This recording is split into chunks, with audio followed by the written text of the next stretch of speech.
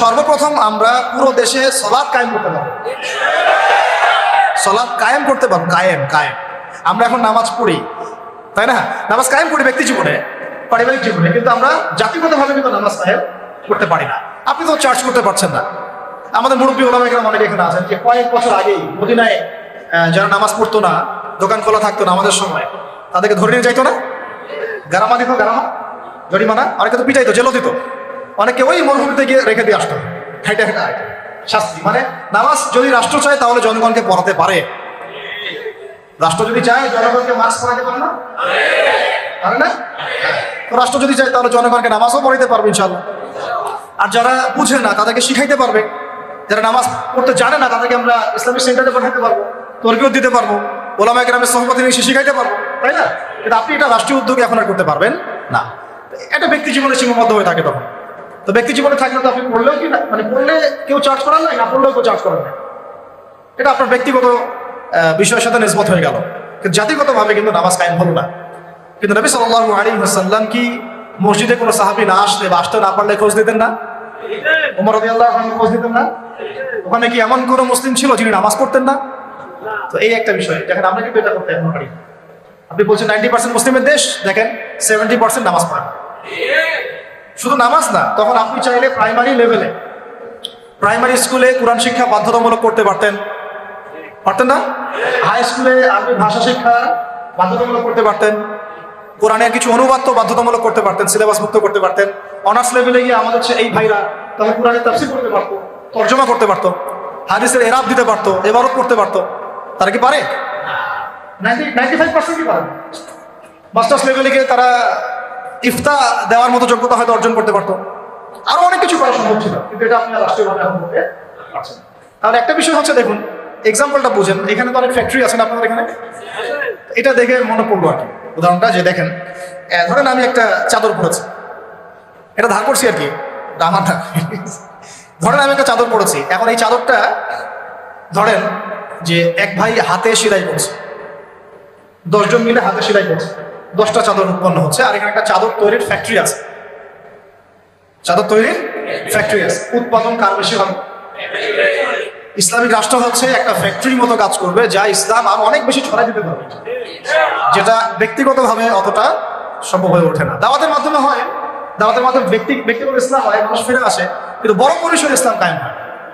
বরং আমরা ইসলাহের যত মেহনত করি, ওরা ওদের শয়তানি শক্তি দিয়ে ওইটাকে আবার নস্যাৎ করার চেষ্টা করে, তাই না? আমরা ইসলাম করে মানুষকে আল্লাহর পথে ডাকার চেষ্টা করি, ওরা গান বাজাই দিল, কনসার্ট করাই দিল, পর্নোগ্রাফি চালু করে দিল, মেয়ে নাচাই দিল, আল্লাহ বিরুদ্ধে আইন 4টা-5টা চালু করে দিল, বাস আপনার মেহনতের পানি পড়ে গেল, তাই না বিষয়টা? অথচ যদি আমরা ইসলামিক স্টেটের দিকে যেতে পারতাম, ইসলামিক রাষ্ট্র ব্যবস্থার দিকে, তাহলে ওই ক্ষমতা আমাদের হাতে থাকতো যে তারা উপরের লেভেল থেকে ইসলাম বিরোধী কোনো শক্তিকে মানে আমাদের উপর চাপিয়ে দিতে পারতাম। এক নাম্বার হচ্ছে আমরা নামাজ প্রতিষ্ঠা করতে পারতাম জাতিগতভাবে, যেটা আমরা এখন পারছি না। 2, আমরা যাকাত কায়েম করতে পারতাম, যাকাত প্রতিষ্ঠা করতে পারতাম রাষ্ট্রীয়ভাবে। এটা মুসলিমদের জন্য বলছি, নামাজ এবং যাকাতের বিষয়গুলো। অমুসলিমদেরকে নিয়ে তো আমাদের এখন এভাবে ফিকির নাই। তারা আমাদের রাষ্ট্র থাকবে, আমরা সহাবস্থান করব, আমরা তাদের ধর্ম পালনে কোনো বাধা দিব না, আবার আমরা তাদের ধর্ম পালনের অংশও হব না। মানে না আমি মূর্তি ভাঙতে যাব, আর না আমি মূর্তি পাহারা দিব, আর না আমি মূর্তি করে দিব। তারা লাকুম দীনুকুম ওয়ালিয়া দিন, তোমাদের দিন তোমরা পালন করো, আমাদের দিন আমরা পালন করব।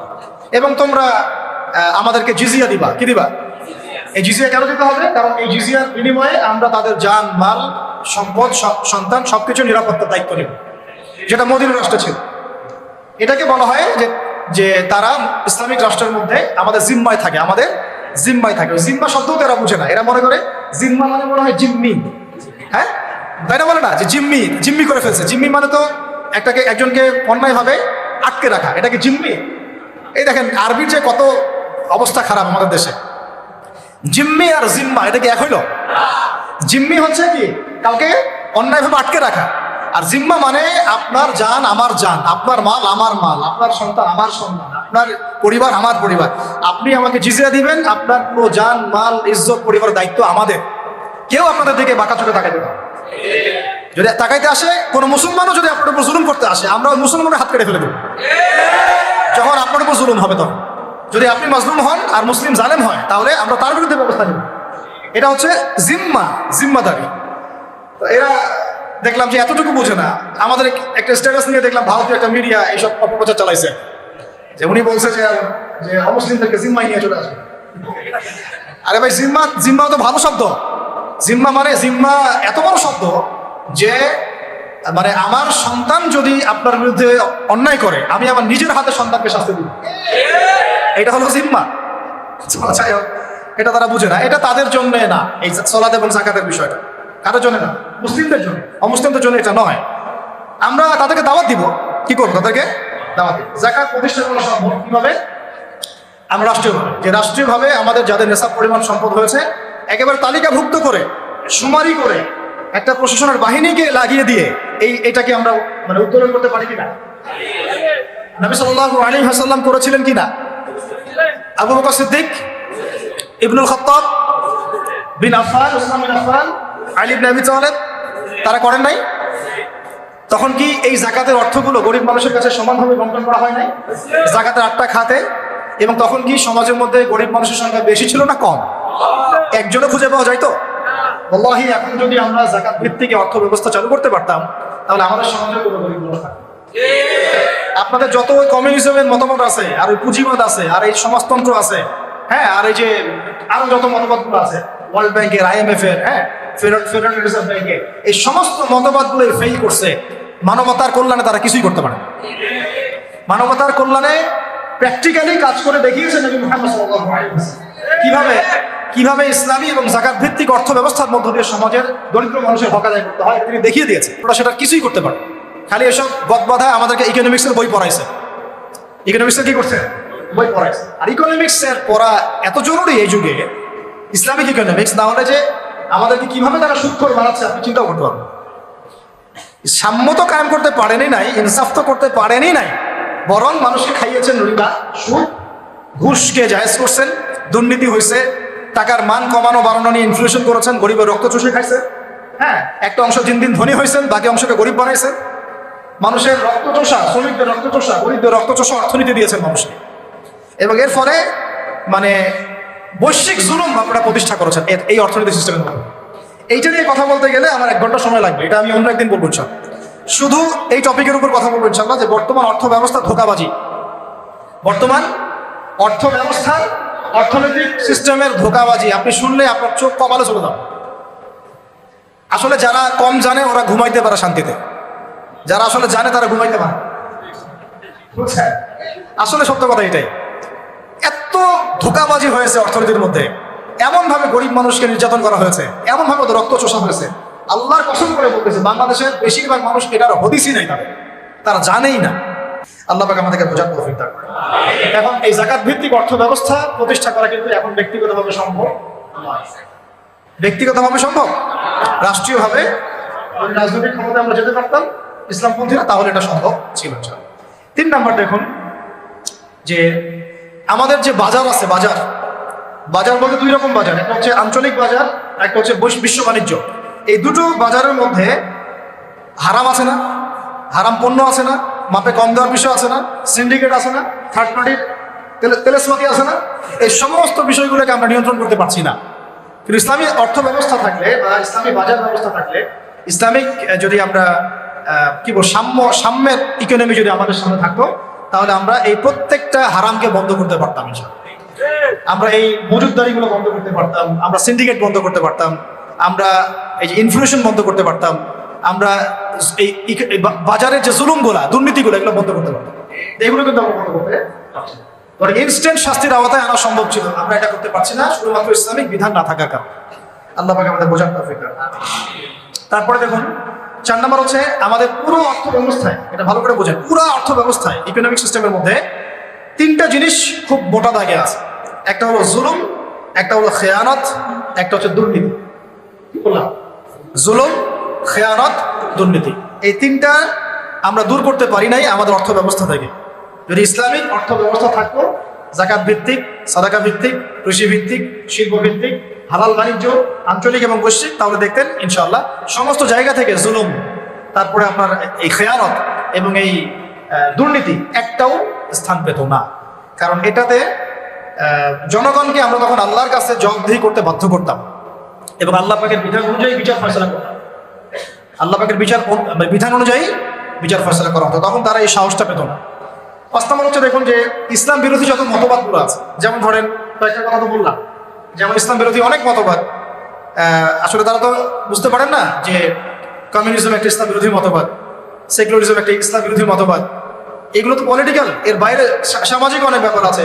যেমন ইসলাম বিরোধী বিভিন্ন মতবাদ সংস্কৃতি, কাদিয়ানি মতবাদ ধরেন, তারপরে ইসাই মুসলিমদের ফিতনা, ওটা ইসলাম বিরোধী যত মতবাদ, যেমন এই কমিউনিজম বা so-called communism, so-called democracy, so-called secularism, বা এই যে LGBTQ, তারপরে রিবা, কাদিয়ানি মতবাদ, এনজিওদের সুদের ফিতনা, ইসাই মুসলিমদের ফিতনা, যত ইসলাম বিরোধী মতবাদগুলো আছে এগুলোকে রাষ্ট্রীয়ভাবেই আস্তে আস্তে আস্তে মিটিয়ে ফেলা সম্ভব ছিল।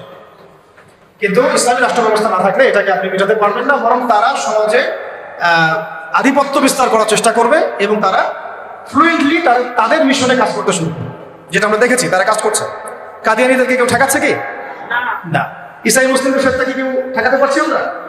আমরা হয়তো দাওয়াত দিতে পারছি, বুঝাতে পারছি, ওদের এলেমের এগেনস্টে আমরা আমাদের এলেম জাহির করতে পারছি, মোনাজারা হচ্ছে, কিন্তু ওদের উপর কোনো কঠোর ব্যবস্থা কিন্তু আমরা গ্রহণ করতে পারছি না।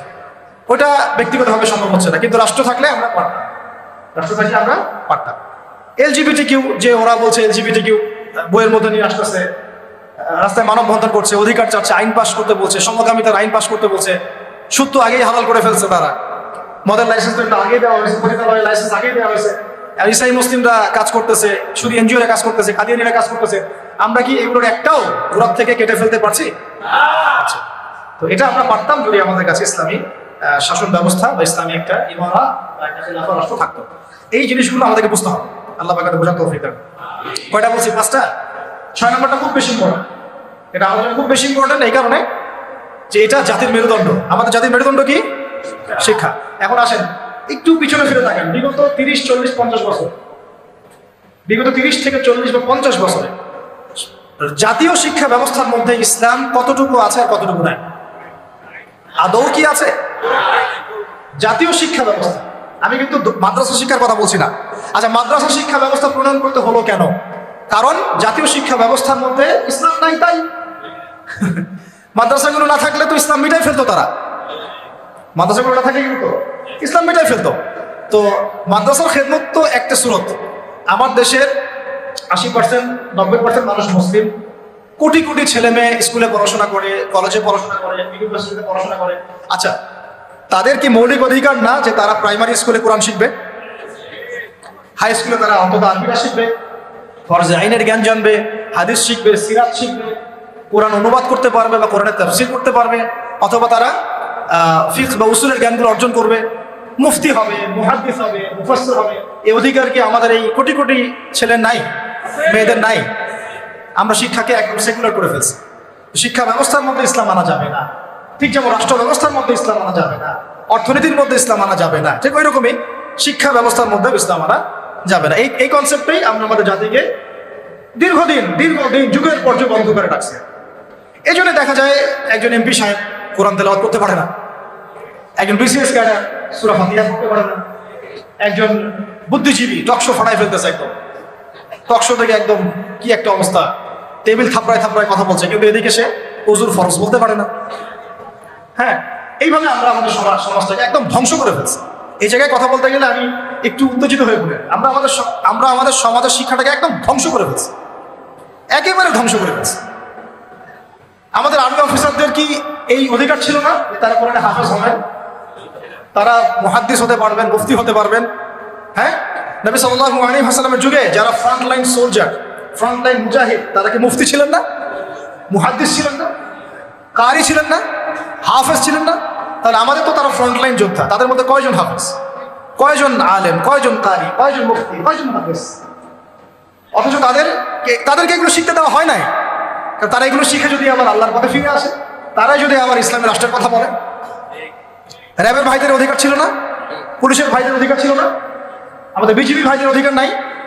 সবার অধিকার ছিল, বুদ্ধিজীবীদের, আমাদের ব্যবসায়ীদের, আমাদের যে আওয়াম জনগণ যারা, সবার অধিকার ছিল না? এই যে তোমরা যারা জেনারেল স্টুডেন্ট, তোমাদের অধিকার ছিল না? শিখতে দেওয়া হয় নাই।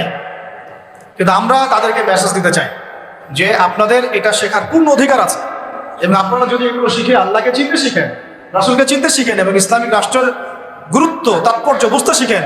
আল্লাহ পাক আপনাদেরকে এই যুগের খালিদ আর ওমর বানাই দিন। আপনারাই ইনশাল্লাহ আজ হোক আর কাল হোক আপনারাই বলবেন যে এই রাষ্ট্রটা যেন ইসলামী রাষ্ট্র হয়।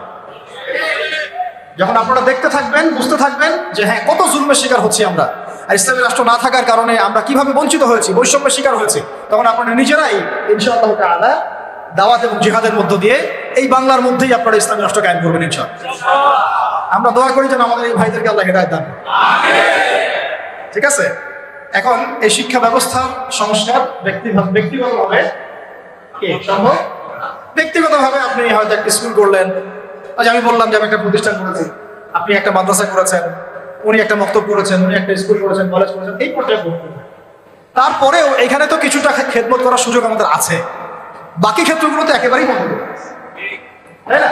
আর একটু ভেবে দেখেন, একটু চোখ বন্ধ করে ভেবে দেখেন, যদি ইসলামী রাষ্ট্র ব্যবস্থা থাকতো, ইসলামিক গভর্নমেন্ট থাকতো, তাহলে কত চমৎকার শিক্ষা ব্যবস্থা থাকতো, কত চমৎকার হতো প্রাইমারি স্কুলগুলো, প্রত্যেকটা প্রাইমারি স্কুল হয়ে যেত একটা মাদ্রাসার মতো, কত সুন্দর হতো আমাদের হাই স্কুলগুলো, আমাদের ইউনিভার্সিটিগুলো, থাকতো না কোনো ফ্রি মিক্সিং, থাকতো না কোনো নারী পরিচয় অবাধ মেলামেশা, থাকতো না কোনো অপরাজনীতি, থাকতো না কোনো জুলুম, আবরারকে এভাবে পিটায় হত্যা করার সুযোগ হতো না কারো, হ্যাঁ হতো, থাকতো না কোনো, আর কি বলবো, হ্যাঁ বেপরদামি বেহায়ামি, এগুলো থাকতো না। আল্লাহ পাক আমাদেরকে ইসলামী শিক্ষা ব্যবস্থার দিকে জাতিকে নিয়ে যাওয়ার তৌফিক দান করুন। আর এটা না থাকলে কি হবে? না থাকলে দিন বিবর্জিত শিক্ষা ব্যবস্থা চালু করা হবে, যেটা চালু করা হয়েছে। 7 নম্বর হচ্ছে, যদি আমরা ইসলামিক রাষ্ট্র গঠন করতে পারতাম তাহলে ব্যাপকভাবে মসজিদ, মাদ্রাসা, ইসলামিক সেন্টার, হ্যাঁ তারপরে ইসলামিক বিশ্ববিদ্যালয়, একদম আল আজহারের মতো, মদিনা বিশ্ববিদ্যালয়ের মতো, দারুল উলুম দেওবন্দের আদলে অনেক বড় বড় প্রতিষ্ঠান আমরা দেশের মধ্যে করতে পারতাম। বাইরের কান্ট্রিগুলো থেকে স্টুডেন্টরা এসে আমার দেশে পড়ানো, কিন্তু এটা কি আমরা কিন্তু করতে পারি না। বরং উল্টা দেখবেন, যদি এটা না থাকে তাহলে কি হচ্ছে, ব্যক্তিগত পর্যায়ে আপনাকে কাজ করতে হবে, এছাড়া বরং আমরা এমন একটা অবস্থা চলে যাবো যে অন্যের কাছে হাত পাততে হবে আমাদেরকে একটা প্রতিষ্ঠান করার জন্য। আর রাষ্ট্র থাকলে রাষ্ট্রের দায়িত্ব নিত, টিচারদের বেতন দিবে রাষ্ট্র, ওস্তাদদের বেতন দিবে রাষ্ট্র, ইমাম সাহেবদের বেতন দিবে রাষ্ট্র, তাদেরকে গাড়ি দেওয়া হবে, তাদেরকে ফ্ল্যাট দেওয়া হবে, তাদের তো অধিকার আছে, তাদেরকে রেশন দেওয়া হবে, তাদেরকে দেশের সম্পদ হিসাবে করে তোলা হবে, এবং জাতির আকীদা আমলের সংস্কারের জন্য তাদেরকে রাষ্ট্র কাজে লাগাবে। বরং রাষ্ট্র একটা গঠনমূলক সিলেবাস প্রণয়ন করবে, যেটা পড়লে সবার মধ্যে যে মিসকনসেপশনস গুলো দূর হয়ে যাবে। সম্ভব ছিল? হয় নাই। আচ্ছা, এরপরে আসেন 8 নম্বর হচ্ছে যে আমাদের দেশের একটা অন্যতম গুরুত্বপূর্ণ ক্ষেত্র হচ্ছে কৃষি এবং শিল্প, তাই না? কৃষি এবং শিল্প, তো কৃষি এবং শিল্পের মধ্যে দুর্নীতি হয় নাই? কম না বেশি? এই দুইটা সেক্টর এত বেশি গুরুত্বপূর্ণ, যেটা রাষ্ট্রের অর্থনীতি গড়ার মূল কারিগর বলা যায়। এই কৃষি এবং শিল্পের সমস্ত দুর্নীতিকে বন্ধ করা সম্ভব ছিল যদি ইসলামী রাষ্ট্র ব্যবস্থা থাকতো, যেটা আমরা করতে পারি নাই। কৃষক ভাইদেরকে অধিকার দেওয়া হয় নাই, যে পণ্যটার দাম এখানে 100 টাকা, দেখবেন সেই বেচারা বিক্রি করছে 10 টাকায়। কৃষকের সাথে সরাসরি সরকারের সম্পর্ক নাই, মাঝখানে বহু থার্ড পার্টি আছে, তাহলে ওদের উপর জুলুম হচ্ছে না? যে শ্রমিকের আপনি গার্মেন্টসের বেতন দিচ্ছেন 10,000 টাকা, 12,000 টাকা, এই পণ্যগুলোকে এক্সপোর্ট করে তারা কোটি কোটি টাকার বিজনেস করছে, তাদের এবং রাষ্ট্রের মাঝখানে একটা কি আছে, মধ্যস্থতা করার একটা মাঝখানে থার্ড পার্টি আছে। মাঝখানে অনেক টাকা পয়সা গায়েব হয়ে যাচ্ছে, এর উপরে যাচ্ছে না, যাচ্ছে কানাডায়, সুইজারল্যান্ডে, সুইস ব্যাংকে, অমুক জায়গায় তমুক জায়গায়। হ্যাঁ, তো এই যে গরিবের রক্ত চোষা অর্থনীতি, এটা বন্ধ করা যেত যদি আমরা ইসলামী রাষ্ট্র ব্যবস্থা প্রণয়ন করতে পারতাম। কি লম্বা হয়ে যাচ্ছে নাকি? আচ্ছা, 25টা পয়েন্ট বলবো আপনাদের ইনশাআল্লাহ। কয়টা? আজকের মতো 25টা, আরো আছে, যখন কিতাব আসবে ইনশাআল্লাহ তখন আরো 50টা 100টা পাবেন। কয়টা বলছি? 8টা। হ্যাঁ, 8টা না? 9 নম্বর লিখেন। 9 নম্বর হচ্ছে যাবতীয় অপসংস্কৃতিকে রুখে দেওয়া সম্ভব ছিল, যেমন স্টার জলসা, জি বাংলা, হ্যাঁ পরকীয়া শেখানো হয়, জেনা শেখানো হয়, মদ খাওয়া শেখানো হয়, হ্যাঁ তারপরে ওই যে গুন্ডা মাস্তানি করাকে হিরো রোল দেওয়া হয়, আর আমাদের ছেলে পেলে ওইটাকে ফলো করে। সমকামিতাকে প্রমোট করা হচ্ছে, এলজিবিটিকে প্রমোট করা হচ্ছে, এখন তো ওকে প্রমোট করা হচ্ছে। এই জিনিসগুলোকে এবং পর্ন সাইটগুলা এগুলোকে বন্ধ করা সম্ভব ছিল রাষ্ট্রীয় উদ্যোগে, কিন্তু আপনি ব্যক্তিগত উদ্যোগে এটা করতে পারবেন না। আচ্ছা, 9 নম্বর হচ্ছে এটা কথা। 10 নম্বর হচ্ছে, এটা খুব গুরুত্বপূর্ণ, খুবই গুরুত্বপূর্ণ, সেটা হচ্ছে ইসলামী রাষ্ট্র ব্যবস্থা যদি না থাকে তাহলে এই যে অনলাইন এবং অফলাইনে যত প্রিন্ট এবং ইলেকট্রনিক মিডিয়া আছে এদের মিথ্যাচার আপনি বন্ধ করতে পারবেন, এদের ইসলাম বিদ্বেষ আপনি বন্ধ করতে পারবেন না, এদের শয়তানি আপনি বন্ধ করতে পারবেন। ওই প্রথম আলোর সামনে গিয়ে আপনি গরু জবাই করেন না যাই করেন, ওর কিছুই যায় আসবে না, কিছু যায় আসবে না, ছেলে মানুষই হবে একটা, ওর কিছু যায় আসবে? শয়তানের এগুলোতে কিছু যায় আসে নাকি? তো যদি ইসলামী রাষ্ট্র ব্যবস্থা আপনার হাতে থাকতো তাহলে আপনি আইন প্রণয়ন করে হোক, নীতি নির্ধারণ করে হোক এবং আইনের সুশাসন নিশ্চিত করে হোক, ইসলামের স্বার্থকে সর্বোচ্চ অগ্রাধিকার দিয়ে আপনি এগুলোকে নিয়ন্ত্রণ করতে পারেন। রিপোর্টিং করলে সত্য প্রচার করতে হবে, যদি মিথ্যা রিপোর্ট করো একেবারে হাতের একটা আঙ্গুল কেটে ফেলে দিবে, খালাস শেষ। যদি রিপোর্ট করতে হয়, মিডিয়ায় কাজ করতে হয়, প্রিন্ট মিডিয়া ইলেকট্রনিক মিডিয়ায়, তাহলে সত্য প্রচার করতে হবে। হ্যাঁ, মত প্রকাশের স্বাধীনতা থাকবে কিন্তু সত্য প্রকাশ করতে হবে। কি করতে হবে? সত্য প্রচার করতে হবে। কোনো মিথ্যা সংবাদ যদি প্রচার করো, কোনো মিথ্যা নিউজ যদি জাতিকে গিলাও, ইসলাম বিদ্বেষী কোনো অপতৎপরতা করো, ইসলাম ফোবিয়া ছড়াও, ইসলামকে জঙ্গি সন্ত্রাসী এসবের ধর্ম বলো, ধরা হবে, একটা একটা করে আঙ্গুল কসকস করে কেটে ফেলা শেষ। ইসলামের শাস্তি এগুলাই, ইসলামী শাস্তি এগুলা, দর্রা, বেত্রাঘাত, হাত কেটে ফেলা, কি তাই না? রজম করা। এই জন্য এই ভয়ে তো বহু মানুষ চায় না ইসলামী রাষ্ট্র হোক। বহু মানুষ এই কারণে ইসলামী রাষ্ট্র চায় না যে ইসলামী রাষ্ট্র ব্যবস্থা আসলে পরে তাদের ব্যক্তি জীবনের গুনাহ তারা করতে পারবে না। কারণ ব্যক্তি জীবনে জেনা করে, ও তো চাইবে না ইসলামী রাষ্ট্র আসুক। ব্যক্তি জীবনে মদ খায়, ও তো চাইবে না যে আরে বাপরে বাপ ইসলামী রাষ্ট্র আসলে তো 80টা বেত্রাঘাত করবে আমার, তাই না? ইসলামী রাষ্ট্র আসলে করতে পারবে না। তখন তো আপনি ধরেন যে খোলামেলা এবং উন্মুক্ত কনসার্ট আপনি করতে পারবেন। আপনি শুনলে বাসায় শুনবেন, ব্যক্তিগতভাবে করবেন, জনগণকে পাপি করতে পারবেন, তাই না? ইসলামী রাষ্ট্র আসলে অনেক সমস্যা আছে, ওই সমস্যাগুলোর কারণে তারা আবার চায় না ইসলামী রাষ্ট্র আসুক। তো যাই হোক, চাক আর না চাক, একটা কথা বলে দেই, অনলাইনে দিয়ে দিব মানে কেউ চাক আর না চাক, কেউ চাক বা নাই বা চাক, আজ হোক আর কাল হোক, এই বাংলাদেশের বুকে ইসলামী রাষ্ট্র কায়েম হবেই হবে। কেউ এটাকে বদলাইতে পারবে না। কেন পারবে না বলেন? কেন পারবে না? কারণ নবী সাল্লাল্লাহু আলাইহি ওয়াসাল্লাম ভবিষ্যৎবাণী করেছেন যে একটা কাঁচা বাড়ি বাদ থাকবে না, একটা পাকা বাড়ি বাদ থাকবে না যেখানে আল্লাহ পাক তাওহীদের কালিমা লা ইলাহা ইল্লাল্লাহ মুহাম্মাদুর রাসূলুল্লাহকে প্রবেশ করাবেন না। ওরা যে বলছেন অখণ্ড ভারত হবে, হ্যাঁ অখণ্ড ভারত হবে ঠিকই, তবে সেটা হবে কিসের?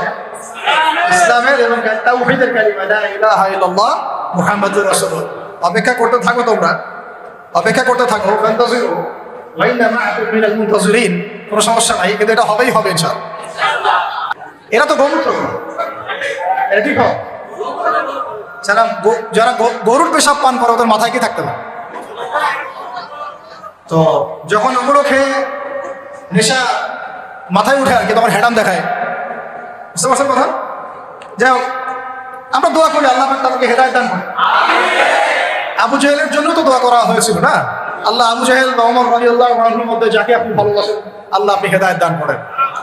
এমন হতেই পারে যে তাদের খুব মানুষ ইসলামের সৌন্দর্য দেখে আমাদের দিনে ইনশাআল্লাহ দীক্ষিত হবে।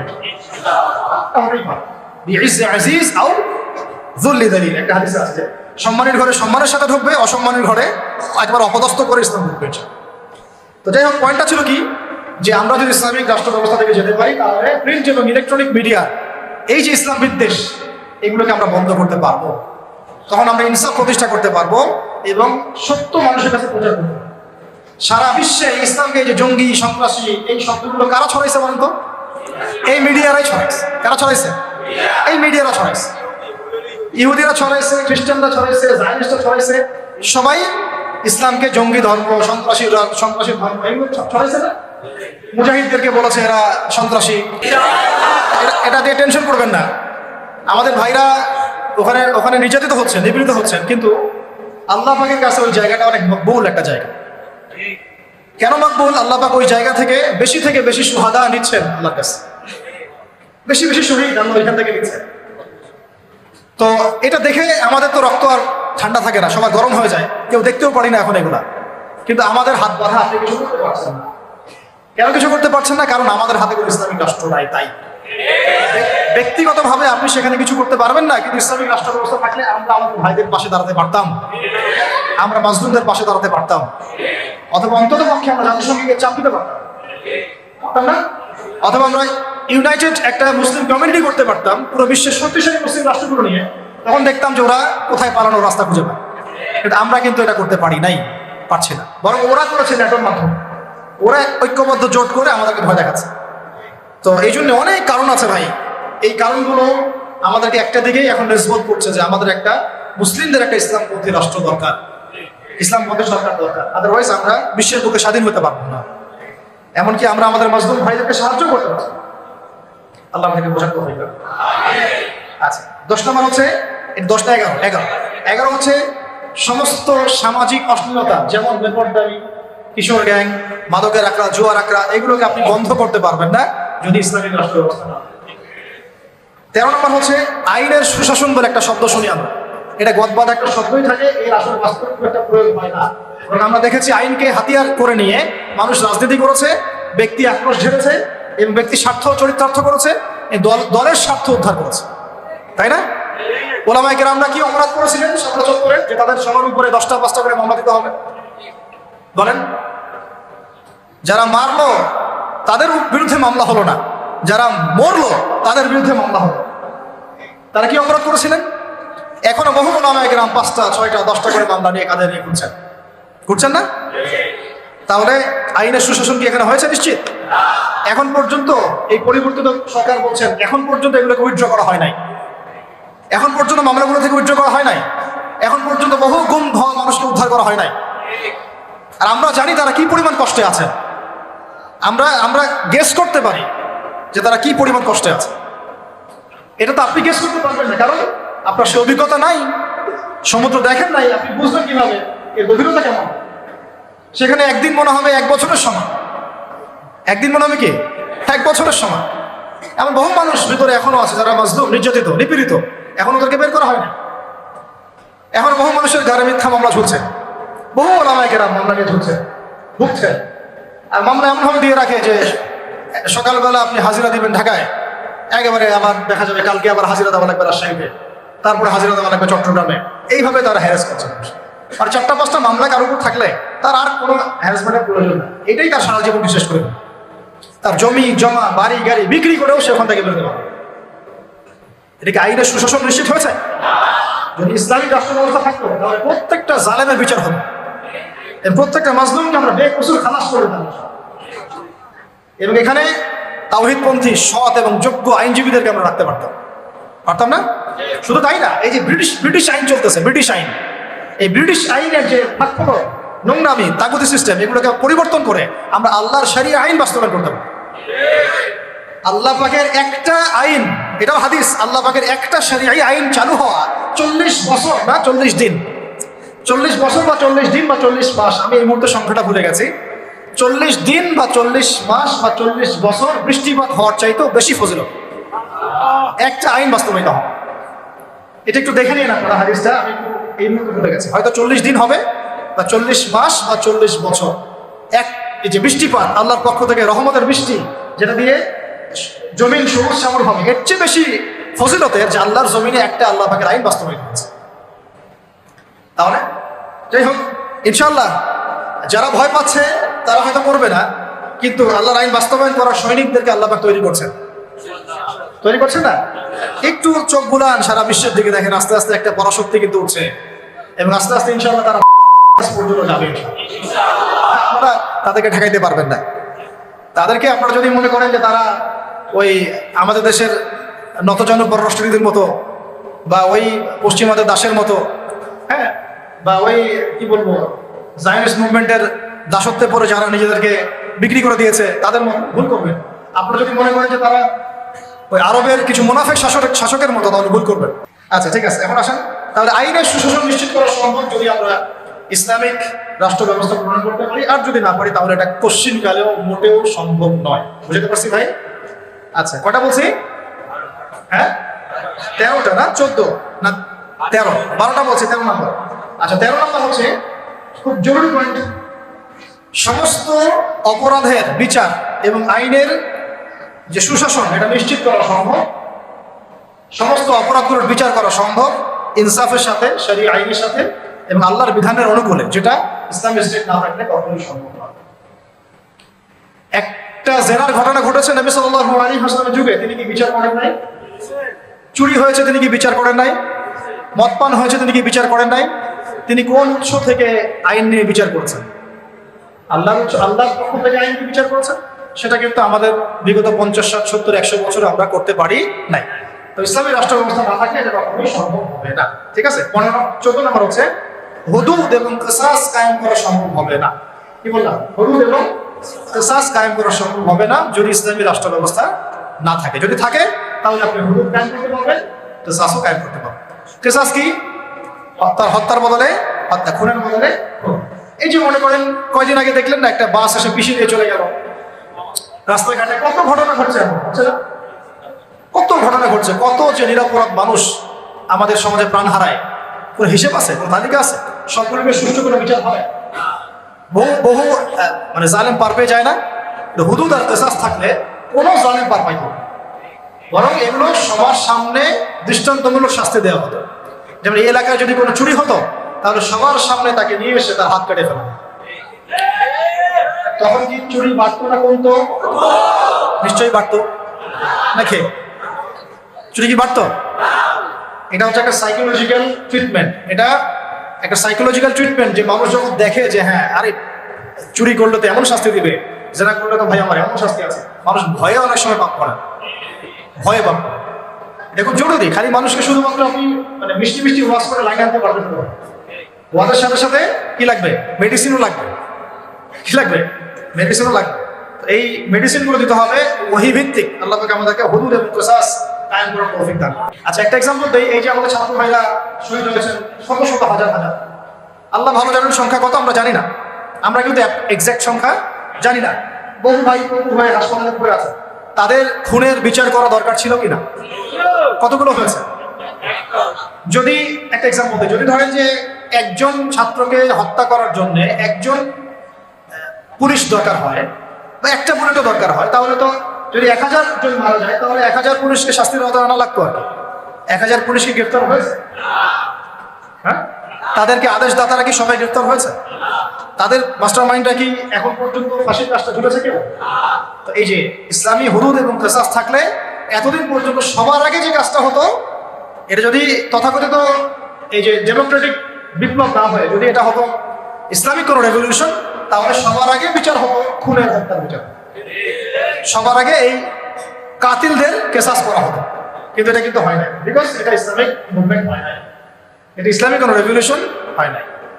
যাই হোক, যা হয়েছে হয়েছে, যা হয়েছে হয়েছে। এখন আমরা চেষ্টা করবো যেন জালেম আবার ফিরে না আসে এবং মাজলুম যেন কখনো আবার নির্যাতিত না হয়, আর আস্তে আস্তে যেন আমরা ইসলামিক রাষ্ট্র ব্যবস্থার দিকে যেতে পারি। আমরা জানি যে একদিনে আমরা যেতে পারবো, একদিনে কি পারবো? আলোচনাগুলো তো ওঠা উচিত, সবার জানা উচিত, জনসচেতনতা তৈরি করা উচিত। আজ হোক আর কাল হোক, ইনশাল্লাহ হবেই হবে। এটা কিন্তু আপনার কথা বললাম 13 নম্বর। 14 নম্বর, 15 নম্বর হচ্ছে, এটা খুব জরুরি পয়েন্ট।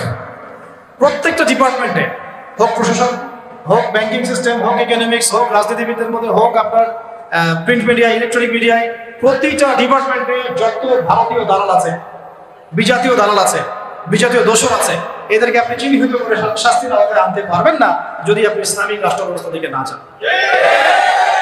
যতই চেষ্টা করেন ফাঁকফোকরটি তারা বের করবে, ইসলামিক রাষ্ট্র ব্যবস্থার মধ্যে নাই। তো তারা এখানে ফাঁকফোকর খুঁজবে, পেয়েও যাবে, পারতেও যাবে। যেমনটা বিগত সময় হয়েছে না? বিগত সময় তো অনেক অপরাধী পার পেয়ে যায় নাই। কি আছে, সবার কি বিচার হয়েছে? হয় না। আল্লাহ পাক আমাদেরকে বোঝার তৌফিক দান। 16 নম্বর হচ্ছে, এটা যদি একবার বলেছি আবার রিপিট হচ্ছে, যে গরিব মানুষের অধিকার নিশ্চিত করা যাবে। গরিবের অধিকার নিশ্চিত করা যাবে ইনশাআল্লাহ। শুধু গরিব না, জন্তু জানোয়ারের অধিকার পর্যন্ত নিশ্চিত করা যাবে। পশু পাখি, জন্তু জানোয়ারের অধিকার পর্যন্ত নিশ্চিত করা যাবে ইনশাআল্লাহ। ওমর রাদিয়াল্লাহু আনহু বলতেন যে আমি ভয় পাই যে আমার রাষ্ট্রে, আমার রাজ্যে যদি ওই ইরাকের, সুদূর ইরাকের ফোরাত নদীর তীরে কোনো ছাগলের বাচ্চাও যদি না খেয়ে মারা যায়, আমি ভয় পাই যে আল্লাহ পাক সেই জন্য আমাকে জবাবদিহি করাবেন। এটা ছিল ইসলামী খেলাফত। এটা ছিল কি?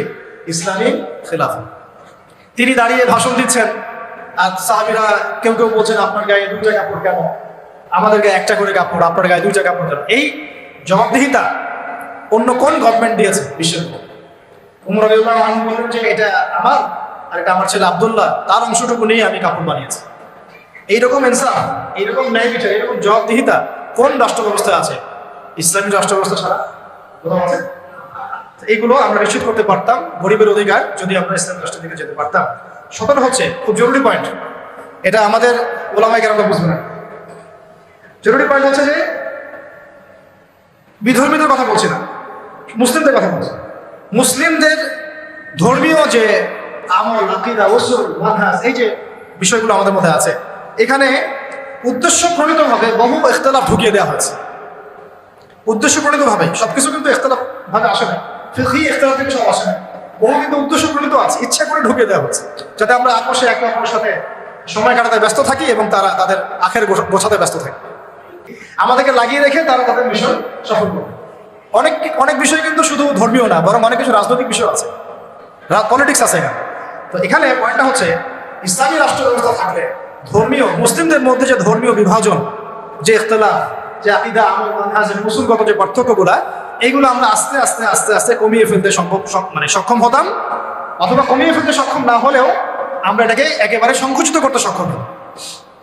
এটা আপনি এখন পারবেন না। এক্সাম্পল দিচ্ছি, ধরেন যে যদি আমরা রাষ্ট্রীয়ভাবে ওলামায়ে মুহাক্কিক, যারা মুহাক্কিক ওলামায়ে কেরামদেরকে নিয়ে একটা বড় একটা প্যানেল করতাম, তাদেরকে পৃষ্ঠপোষকতা করতাম, তাদেরকে গবেষণাগার করে দিতাম, তাদেরকে আমরা আমাদের অস্ত্র হিসেবে কাজে লাগাতাম, এবং সমাজে যত বাতিল মতবাদ আছে, ধর্মের নামে হোক, অধর্মের নামে হোক, যত বাতিল মতবাদ, যত মানে শিয়াইজম বলেন, তারপরে কাদিয়ানী মতবাদ বলেন, তারপরে আরো যেগুলো আস্তে আস্তে ছড়াচ্ছে আর কি, হ্যাঁ, বাতিল যে মতবাদগুলো সমাজে ছড়ানো হচ্ছে ধর্মের নামে আর কি, সেগুলোকে কিন্তু আমরা মানে ওই মোনাজারার মাধ্যমে, ওদেরকে ইসলাহের মাধ্যমে, তরবিয়তের মাধ্যমে, বা তাদের সাথে লাইভ ডিবেটের মাধ্যমে বিভিন্নভাবে আমরা কিন্তু ওটাকে আলোচনা নিয়ে আসতে পারতাম এবং একটা কনক্লুশনে আসতে পারতাম যে হ্যাঁ, আমার রাষ্ট্র এইভাবে, এই ফিকহি মাসালায়, এই আকীদা, এই আমল, এই মানহাজের ভিত্তিতে চলবে। আপোষের কিন্তু ইখতিলাফ দূর হয়ে যায়, একটা জাতিগত ঐক্য আসতো আর। কারণ আমাদের মধ্যে কিন্তু খুব বেশি মৌলিক বিষয়গুলো নিয়ে খুব বেশি ইখতিলাফ নাই, ইখতিলাফ আছে কিন্তু ফুরুই অনেক কিছু বিষয়, এইগুলোকে নিয়ে আমাদের মধ্যে কিন্তু অনেক ইখতিলাফ আছে। এটাকে আমরা রাষ্ট্রীয়ভাবে সমাধান করতে পারতাম, এখন আমরা সেটা করতে পারবো। ও ওর মতো করে বলবে, সে তার মতো করে লিখবে, সে তার মতো করে ফেসবুকে লিখবে, সে তার মতো করে লাইভ দিবে, সে তার মতো একটা বয়ান দিবে। রাষ্ট্র চাইলে সবাইকে বসাইতে পারত, আরে ভাই বসেন, ঠিক আছে বসেন, দুজন দুই প্যানেলে বসেন, দেখি ইলমের মাধ্যমে প্রমাণ হোক যে কোনটা হক আর কোনটা বাতিল। যেটা বাতিল প্রমাণিত হবে সেটা আমার রাষ্ট্র থেকে আমি উচ্ছেদ করে রেখে দেব, শেষ। যেটা বাতিল প্রমাণিত হবে তারা রাষ্ট্রের মধ্যে এভাবে আর এটা মতবাদ প্রচার করতে পারবে না। যারা হক প্রমাণিত হবে তারা মতবাদ। আর এখানে তো যাদের মধ্যে সাহিবুল ইলম যারা, তারা তো এটাকে গ্রহণ করে নেবেন, কারণ তারা তো জানেন যে তারা হক, তারা জানেন তারা হক, তারা বুঝেন তারা হক। এই হকটাকে প্রচার করার প্ল্যাটফর্ম দিতে হবে যে আপনারা এই প্ল্যাটফর্মে হক প্রচার করেন। তখন আস্তে আস্তে জনগণের মধ্যে আকীদা, আমল, মানহাজ সব ইখতিলাফগুলো দূর হয়ে যায়। সব দূর না হলেও অ্যাটলিস্ট এটাকে কমায় ফেলা সম্ভব হতো এবং সংকুচিত করা তো অবশ্যই সম্ভব হতো, কিন্তু এটা আপনি এখন আর করতে পারবেন যেহেতু ইসলামিক রাষ্ট্র ব্যবস্থা আমাদের মধ্যে নাই। আচ্ছা 17 হয়েছে না? 18। আচ্ছা ধৈর্য আছে না? শেষ। 18 হচ্ছে ইসলামী রাষ্ট্র ব্যবস্থা থাকলে আমরা বিধর্মী অমুসলিমদের মাঝে ব্যাপক দাওয়াতের কাজ করতাম রাষ্ট্রীয় উদ্যোগেই, এবং এতে করে তারাও ইসলামের দিকে আসার একটা সুযোগ পেত। আল্লাহর বান্দাদেরকে আমরা জাহান্নাম থেকে জান্নাতের পথে আনতে পারতাম, কিন্তু এখন আপনি সেটা পাচ্ছেন না, বরং তারা আপনার ঘরে এসে দাওয়াত দিচ্ছে, মানুষ মুসলিমকে অমুসলিম বানাচ্ছে। তাই না বিষয়টা? 19 হচ্ছে আমরা ইসলামী রাষ্ট্র কাঠামো পেলে মদিনা রাষ্ট্রের আদলে একটা মুনাওয়ার, একটা আলোকিত রাষ্ট্র গঠন করতে পারতাম, যেটা ইসলামী রাষ্ট্র ব্যবস্থা ছাড়া কখনোই সম্ভব। তো মদিনা রাষ্ট্র কি, এটা নিয়ে তো আলোচনা এসেছে, এটা আলোচনা করছে না। এটা কথা হলো 19। 20 নম্বর হচ্ছে যে মুসলিমদের তরুণ মুসলিম যারা, আমাদের তরুণ যে মুসলিমরা আছেন, তরুণ তরুণী, আমাদের শিক্ষিত সমাজ, সবার প্রতিভাগুলোকে আমরা কাজে লাগাতে পারবো। আমরা কিন্তু এখন সেটা পাচ্ছি না।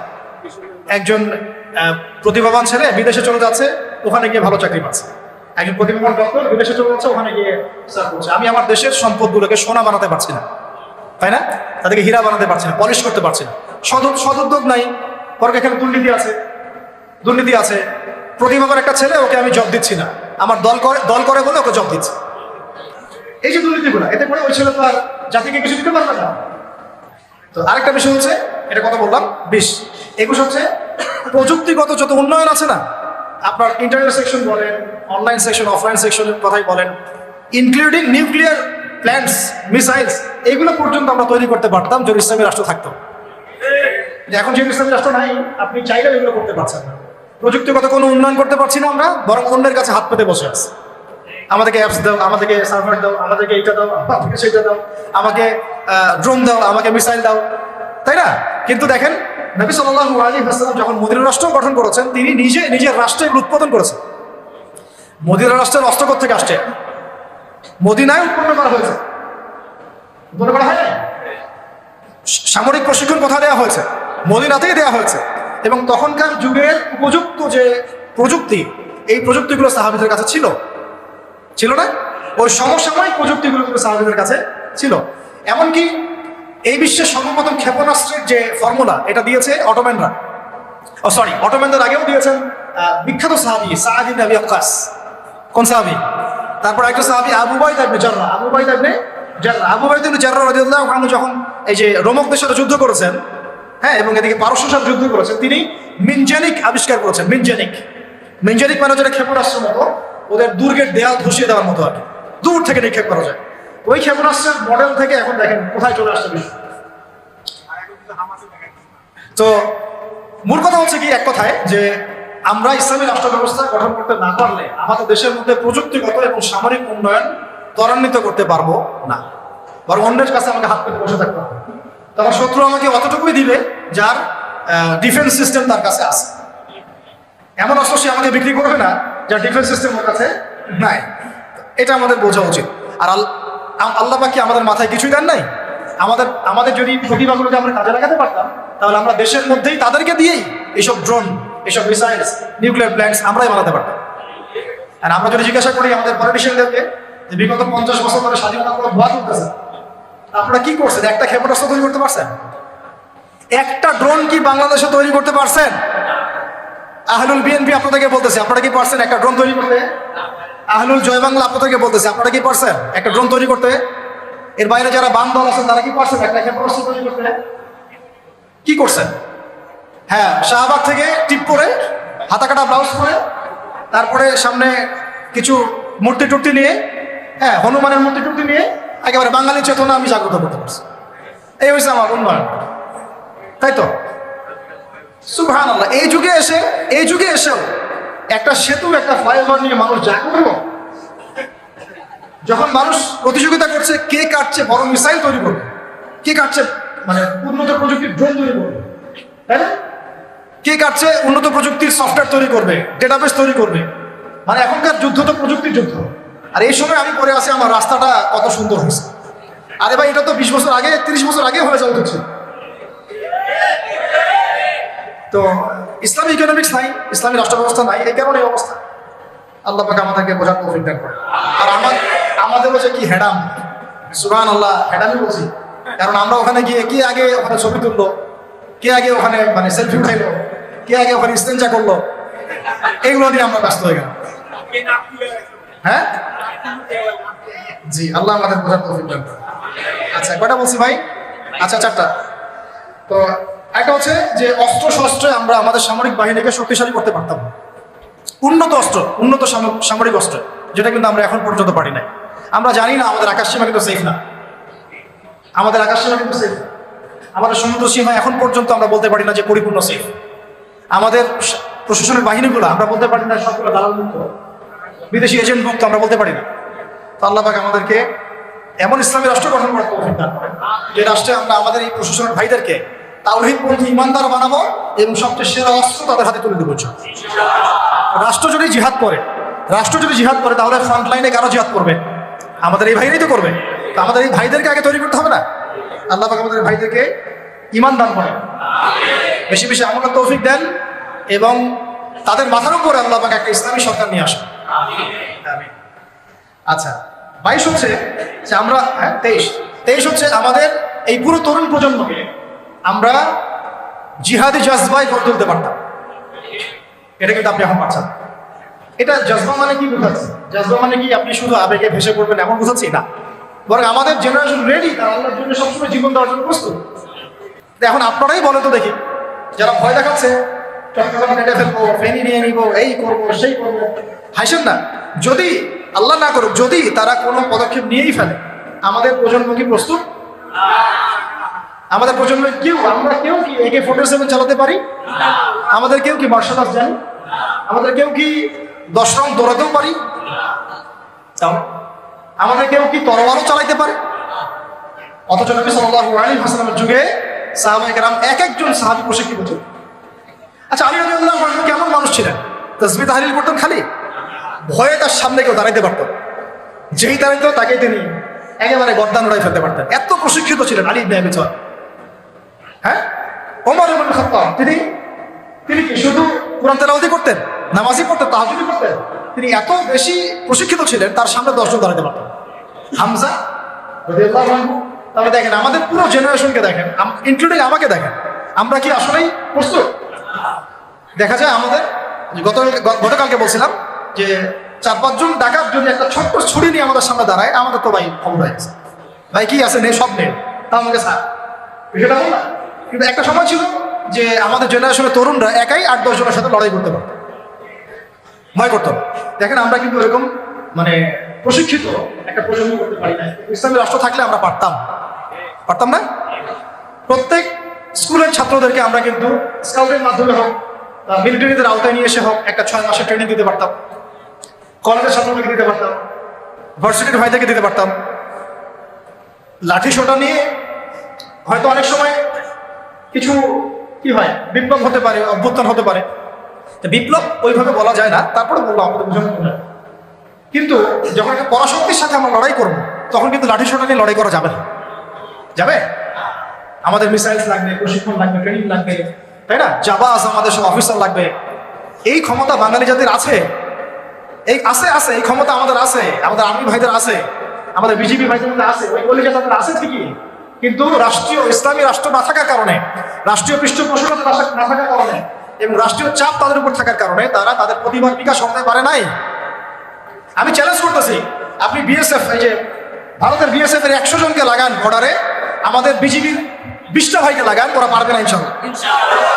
যদি ক্ষেপণাস্ত্র না নিক্ষেপ করে ওরা পারবে না, যদি আসমান থেকে বিমানে ওরা যদি ফায়ার না করে তাহলে ওরা পারবে না, মাঠে ওরা আমাদের 20 জন বিজিবি ভাইদের সাথে পারবে না ইনশাআল্লাহ।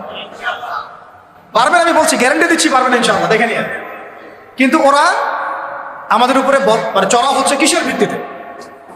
আমাদের আওয়ামদের মধ্যে প্রশিক্ষণটা নাই এবং আমাদের মধ্যে ওই প্রযুক্তি নাই, আমাদের মধ্যে ওই পরিমাণ অস্ত্রশস্ত্র নাই। এই জন্য তারা এই দাপটটা দেখাচ্ছে। কিন্তু আমাদের আর্মি অফিসাররা, আমাদের এই বিজিবির ভাইরা, নৌবাহিনীর ভাইরা, আমাদের এই আপনার বিমান বাহিনীর ভাইরা, তারা অনেক অনেক বেশি প্রশিক্ষিত। কিন্তু আমরা তাদেরকে ওইভাবে ইমানের চর্চায় নিয়ে এসে আল্লাহর রাহে জীবন বিসর্জনের মানুষকে করতে পারি। আল্লাহ আমাদেরকে বোঝার তৌফিক দান। তো এটা আমাদের শুধু তাদের জন্য না, আমাদের পুরো এই তরুণ সমাজ সবাইকেই এই প্রশিক্ষণগুলোর আওতায় নিয়ে আসা উচিত। কিন্তু এটা আপনি এখন পারছেন না। যদি ইসলামী রাষ্ট্র ব্যবস্থা হয় কখনো, তাহলে ইনশাআল্লাহ পারবেন। ঠিক আছে, আল্লাহ আমাদেরকে বোঝার তৌফিক দান। 24 হয়ে গেছে, 23, হ্যাঁ 24 হচ্ছে যে আমরা যদি এক ইসলামিক রাষ্ট্র পর্যায় পর্যন্ত যেতে পারি, তাহলে কি হবে? তাহলে আমরা পুরো মানে বিশ্বের বড় বড় যে ইসলামিক রাষ্ট্রগুলো আছে, যেমন ধরেন যে মালয়েশিয়া, তারপরে ধরেন যে সৌদি আরবিয়া বা কাতার বা তুরস্ক বা আফগানিস্তান, পাকিস্তান বা আরো বড় বড় যে রাষ্ট্রগুলো, যে রাষ্ট্রগুলো মানে কম বেশি ইসলামের সাথে সম্পৃক্ত, একটা ঐক্যবদ্ধ জোট আমরা গঠন করতে পারতাম, ন্যাটোর চেয়েও শক্তিশালী। তখন কিন্তু আমরা ওদেরকে চোখ রাঙাতে পারতাম। এটা আল্লাহ পাক করতে বলেছেন আমাদেরকে সূরা আনফালের মধ্যে, কিন্তু আমরা সেটা করি নাই। আল্লাহ বলেছেন যে কাফেররা জোটবদ্ধ হচ্ছে, তোমরাও যদি জোটবদ্ধ না হও তাহলে দুনিয়ার মধ্যে ফাসাদ সৃষ্টি হবে। হয়েছে? এটা ইসলামী রাষ্ট্র ছাড়া সম্ভব না। একা একা তো আপনি এটা করবেন। তারপরে আমরা আমাদের মাজলুম ভাইদের পাশে থাকতে পারতাম, তাদেরকে হেল্প করতে পারতাম। তখন আমরা ওই ঐক্যবদ্ধ জোট মিলে, শক্তি মিলে আমরা কিন্তু ইসরায়েলের বিরুদ্ধে কথা বলতে পারতাম না? আমাদের গাজায় আমাদের মাজলুম ভাই বোনদের পাশে দাঁড়াতে পারতাম। এখন তো সবাই বিক্ষিপ্ত, ওরা আমাদের সবাইকে একা একা বাগে পাইছে, ওই 3 ভাইয়ের মধ্যে ঘটনা হয়েছে। হ্যাঁ, 3 ভাইকে একজন হত্যা করতে চায়, প্রথমে এক ভাইকে গিয়ে বুঝাইছে যে আরে তোর ওই 2 ভাই তো তোকে দেখতে পারে না, ওদের সাথে চলিস না, তুই আমাদের সাথে থাক। হ্যাঁ, এভাবে বুঝে ওকে আলাদা করছে, করে ওকে প্রথমে জবাই করছে। ওই 2 ভাইকে বুঝাচ্ছে, আরে ওকে জবাই করছে তো ঠিক আছে, ও অপরাধ করছে তাই করছে, তুই তো অপরাধ করিস নাই, তোকে করবো না, তুই আমার সাথে থাক। সে তার সাথে থাকা শুরু করছে, ওরা ওকেও জমে গেছে। শেষমেশ ওই যে ফাঁকা একজন ছিল, ওকেও জমে গেছে। ওরা এই পরিস্থিতি গেছে। আল্লাহ পাক আমাদেরকে বৈশ্বিক ইসলামী জোট গঠন করার তৌফিক দান করুন। আর শেষটা হচ্ছে যে ইসলামী রাষ্ট্র ব্যবস্থা যদি না থাকে, তাহলে আমরা সত্যিকারের চূড়ান্ত স্বাধীনতা বলতে যা বোঝায় তার স্বাদ আমরা কখনোই আশা করব না। চূড়ান্ত স্বাধীনতা মানে কি? যে আমি শুধু এক আল্লাহর দাসত্ব করব, আল্লাহ ছাড়া অন্য কাউকে ভয় করি না, অন্য কোনো পরাশক্তির দাসত্ব করি না। এক আল্লাহর দাসত্বে পুরো জাতি মিলে আমরা স্বতন্ত্র স্বাধীন। এই স্বাধীনতার স্বাদ আমরা আস্বাদন করতে পারবো না যদি একটা ইসলামী রাষ্ট্র ব্যবস্থা না আসে। আল্লাহ পাক আমাদের সবাইকে চূড়ান্ত স্বাধীনতা অর্জন করার তৌফিক দান করুন। এখন এখানে একটা কথা মিস হয়ে গেছে, যেটা গতদিন মিস হয়ে গেছিল, মনে পড়ছে বলে দিই। ইসলামী রাষ্ট্র ব্যবস্থার আরেকটা মূল বিষয় আছে যে কোনো মহিলা নেত্রী আবার আমির হইতে পারবে না।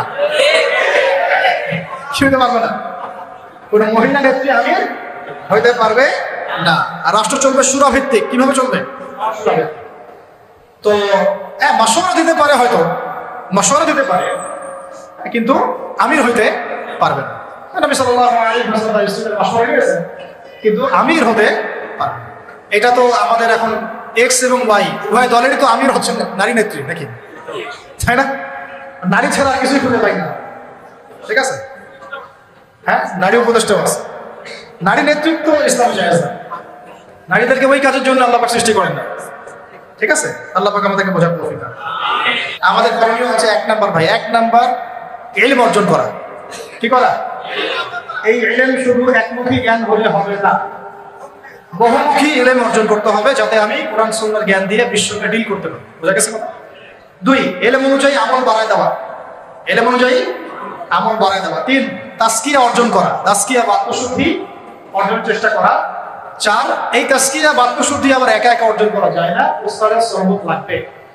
ইলম শিখতে এবং তাসকিয়া অর্জন করতে বরেণ্য উলামায়ে কেরাম এবং বুজুর্গদের সহবত লাগবে। 4 নাম্বার। 5 হচ্ছে যে আমার অর্থনীতি সম্পূর্ণ হারাম হতে হবে। কি হতে হবে? হারাম করবে দ্বারা কোনো ইসলামী রাষ্ট্র কায়েম হবে না। ঠিক আছে? বেইলম মানুষ দিয়ে ইসলামী রাষ্ট্র কায়েম হবে না। তাসকিয়া যাদের মধ্যে নাই তাদেরকে দিয়ে হবে না। যাদের উপরে মুরব্বীদের দোয়া এবং সহবত নাই তাদেরকে দিয়েও হবে না। ঠিক আছে? আল্লাহ বোঝার তৌফিক দান করেন। 5 নাম্বার হচ্ছে, 6 নাম্বার হচ্ছে যে আমাদেরকে শারীরিক এবং মানসিকভাবে প্রস্তুত থাকতে হবে। শারীরিক এবং মানসিকভাবে প্রস্তুতি রাখতে হবে। এটা আপনারা বুঝে নেন আমি কি বুঝাতে চাইছি। 6 নাম্বার হচ্ছে যে আমাদের সবাইকে, একজনকে না, সবাইকেই সৎ কাজে আদেশ করতে হবেই হবে। সবাইকেই সৎ কাজে আদেশ করতে হবে, সবাইকে অসৎ কাজে নিষেধ করতে হবে, সবাইকে আদর্শ পরিবার গড়ার চেষ্টা করতে হবে। যদি পরিবার আমার কথা না শুনে, আমার আকীদা আদর্শে আমার সাথে না থাকে, প্রয়োজনে আসহাবুল কাহাফের মতো একা চলতে হবে, তাও আপনাকে বাতিলের সামনে আপোষ করা বা আত্মসমর্পণ করা যাবে না। 9 হচ্ছে আমাদের সন্তানদেরকে এবং এই তরুণ প্রজন্মকে এবং আমাদের সন্তানদেরকে একেবারে মর্দে মুজাহিদ রূপে করতে হবে। বলেন ইনশাআল্লাহ? আমাদের তরুণ প্রজন্মকে এবং আমাদের সন্তানদেরকে একদম মর্দে মুজাহিদ রূপে করতে হবে। কয়টা বলছি? 8টা? 9টা? 9 নাম্বার হচ্ছে যে এটা দাবি আমাদের, এবং কাজও কিভাবে করব আমরা জানি না এখন পর্যন্ত, কিন্তু আমাদের দাবির উত্থাপন করা উচিত। সেটা হলো আমাদের এই তরুণ সমাজকে, অন্তত তরুণ যুব সমাজকে বাধ্যতামূলক প্যারামিলিটারি প্রশিক্ষণের ব্যবস্থা করতে হবে। এটা ছাড়া আমরা কিন্তু প্রস্তুতি গ্রহণ করতে পারবো। ঠিক আছে? আল্লাহ পাক আমাদেরকে বোঝার তৌফিক দান করুন। তারপরে প্রত্যেকটা ডিপার্টমেন্ট থেকে ভারতীয় সমস্ত দালালদেরকে দূর করতে হবে, এবং যত বিজাতীয় দালাল আমাদের দেশে আছে, যারা বাংলাদেশকে আমেরিকা বানাতে চায়, বাংলাদেশকে ভারত বানাতে চায়, হ্যাঁ, বাংলাদেশকে নিয়ে ষড়যন্ত্র করে, এরা যে বা যারাই হোক, এদেরকে কোনো স্থান দেওয়া যাবে না। ঠিক আছে? 10 নম্বর হচ্ছে যে সবসময় আল্লাহ রাব্বুল আলামিনের পথে নিজের জান, মাল, সময়, শ্রমকে বিলায় দেওয়ার মানসিকতা রাখতে হবে। যে কোনো অবস্থায় আমার জান, আমার মাল, আমার শ্রম, আমার সময়, এগুলোকে আল্লাহর রাস্তায় ঢেলে দেওয়ার মানসিকতা থাকতে হবে। এরপরে অবশ্যই থাকতে হবে যে ওলামায়ে কেরামদের সাথে নিসবত রাখা, এবং ওলামায়ে কেরামদের যে জামাআহ, এই জামায়াতের সাথে থাকা, একাকী জীবনযাপন না করা, ওলামায়ে কেরামের জামায়াতের সাথে থাকা এবং তাদের হাতকে শক্তিশালী করার চেষ্টা করা। ঠিক আছে? তারপরে আরো জরুরি হচ্ছে যে আমাদের প্রত্যেকটা ডিপার্টমেন্টের ভাইদেরকে দাওয়াত দিতে হবে। শুধু আমাদের মধ্যে দাওয়াতটা রাখলে হবে না, আমাদের পলিটিশিয়ান, বিত্তশালী, হ্যাঁ, আমাদের প্রশাসন, আমাদের ফোর্সগুলা, আমাদের সরকার, সবার মধ্যে দাওয়াতটাকে প্রচার করতে হবে। ঠিক আছে, কয়টা বলছি লিখতে থাকো। কয়টা হচ্ছে? 12টা, 11টা। 12টা হচ্ছে যে ইসলাম বিরোধী যত মতবাদগুলো আছে এই সমস্ত মতবাদগুলোকে চিহ্নিত করতে হবে, এগুলো থেকে দূরে থাকতে হবে। বোঝা গেছে? ইসলাম বিরোধী যত মতবাদ আছে সমস্ত মতবাদ চিহ্নিত করা আগে, যেমন বললাম ডেমোক্রেসি, সোকল কমিউনিজম, সোকল এই সেকুলারিজম, এগুলো ফাইন্ড আউট করতে হবে, করে দূরে থাকার ফিকির করতে হবে। তারপরে হচ্ছে কত? 13, সাহাবাওয়ালা জীবন যাপন করতে হবে। সাহাবাওয়ালা জীবন যাপন, সাহাবাওয়ালা জিন্দেগি, দুনিয়ার পূজা ত্যাগ করতে হবে, দুনিয়ার পূজা ত্যাগ করতে হবে, সাহাবাদের মতো জিন্দেগি যাপন করতে হবে। ঠিক আছে? 14 হচ্ছে অল্পে তুষ্ট থাকতে হবে, অল্পে তুষ্ট থাকতে হবে, দুনিয়ার নেশায় ডুবে যাওয়া যাবে না। 15 হচ্ছে বিয়ের সাথে দ্রুত করে ফেলতে হবে। কারণ আছে, কারণ হচ্ছে এটা আপনাকে অস্থিরতা থেকে স্থিরতা দিবে। ঠিক আছে? স্থির থাকলে আপনারা কাজ করতে পারবেন, অস্থির থাকলে কোনো কাজ করতে পারবেন না। 16 নম্বর সন্তানদের কথা বলেছি, মানুষ করার কথা, হ্যাঁ এটা তো বলেছে। 16 নম্বর হচ্ছে যে আমাদের মধ্যে আর কোনো বিভাজন তৈরি করা যাবে না, বরং আমাদের মধ্যে ইখতিলাফি বিষয়গুলোকে বাদ দিয়ে সবাই মিলে একটা ঐক্যবদ্ধ শক্তি গঠন করার চেষ্টা করতে হবে। ঠিক আছে? এটা খুব জরুরি জিনিস, সবাই মিলে একটা জাতীয় ঐক্য গঠনের চেষ্টা করতে হবে। তারপরে 17 হচ্ছে খুব জরুরি একটা পয়েন্ট, নবী সাল্লাল্লাহু আলাইহি ওয়াসাল্লামের সিরাতুন নবী সাল্লাল্লাহু আলাইহি ওয়াসাল্লামকে বাধ্যতামূলকভাবে শিখতে হবে। সিরাতের আদলেই তো আপনাকে রাষ্ট্র গঠন করতে হবে। এর পাশাপাশি হচ্ছে যে আমাদের যে প্রতিভাগুলো আল্লাহ পাক আমাদেরকে দিয়েছেন, এই প্রতিভাগুলোকে কাজে লাগায় প্রত্যেকটা জেলায় জেলায়, থানায় থানায়, ইউনিয়নে, এলাকায়, মহল্লায় একটা সাংগঠনিক রূপ আমাদেরকে দিতে হবে।